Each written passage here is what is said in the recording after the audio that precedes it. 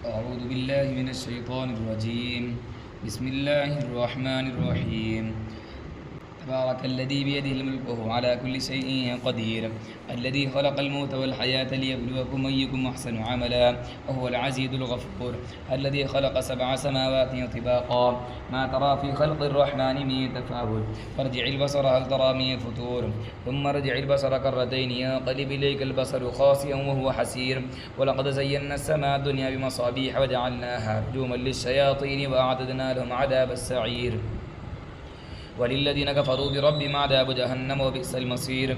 إذا ألقوا فيها سمعوا لها شهيقا وهي تفور تكاد تميز من الغيظ، كلما ألقي فيها فوج سألهم خزنتها ألم يأتكم نذير، قالوا بلى قد جاءنا نذير فكذبنا وقلنا ما نزل الله من شيء إن أنتم إلا في ضلال كبير، وقالوا لو كنا نسمع أو نعقل ما كنا في أصحاب السعير، فاعترفوا بذنبهم فسحقا لأصحاب السعير. إن الذين يخشون ربهم بالغيب لهم مغفرة وأجر كبير.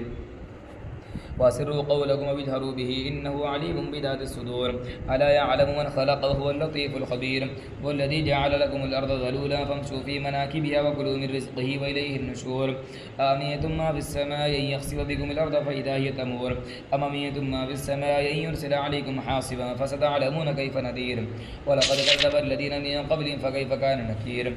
أولم يروا إلى الطير فوقهم صافات ويقبضن ما يمسكهن إلا الرحمن إنه بكل شيء بصير. أمن هذا الذي هو جند لكم ينصركم من دون الرحمن إن الكافرون إلا في غرور. أمن هذا الذي يرزقكم من أمساك رزقا بل لجوا في عدو ونفور. أفمن يمشي مكبا على وجهه يهدى أم من يمشي سويا على صراط مستقيم. قل هو الذي أنشاكم وجعل لكم السمع والأبصار والأفئدة قليلا ما تشكرون. قل هو الذي ذراكم في الأرض وإليه تحشرون. ويقولون متى هذا الوعد إن كنتم صادقين. قل إنما العلم عند الله وإنما أنا نذير مبين. فلما رأوه زلفة سيئت وجوه الذين كفروا وقيل هذا الذي كنتم به تدعون. قل أرأيتم إن أهلكني الله من معي ورحمنا فمن يجير الكافرين من عذاب أليم. قل والرحمن آمنا به وعليه توكلنا فستعلمون من هو في ضلال مبين. قل أرأيتم إن أصبح ماؤكم غورا فمن يأتيكم بماء معين.